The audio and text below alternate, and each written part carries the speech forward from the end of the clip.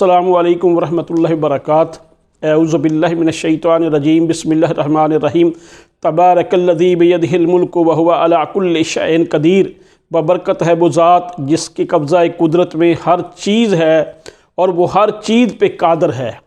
अल्लाह अगर चाहे तो फ़िरौन को समंदर में गर्क कर दे और मूसा को बचा ले। अगर वो चाहे जो भाई अपने भाई को कुएं में फेंक के आए उसको मिस्र का बादशाह बना के और दोबारा उन भाइयों को बतौर मांगट उसके दरबार में खड़ा कर दे।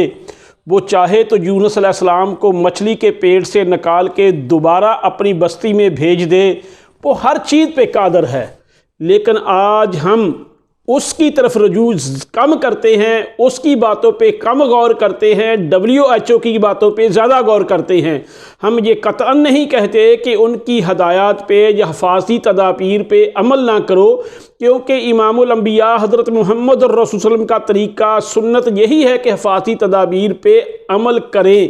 लेकिन आज दुनिया जिस चीज़ के सामने बेबस हो गई है, जिस दुनिया ने साइंस और टेक्नोलॉजी के लिहाज से पिछली दहाइयों के अंदर इतनी तरक्की कर ली थी कि फ़ज़ाओं के अंदर उनकी हुकूमत थी, समंदरों के अंदर उनकी हुकूमत थी, बहरी बर्री और फ़ज़ाई जो है ना दिफा उनका बड़ा मजबूत था। वो फ़ज़ा के अंदर ही मज़ाइलों को तबाह कर देते थे।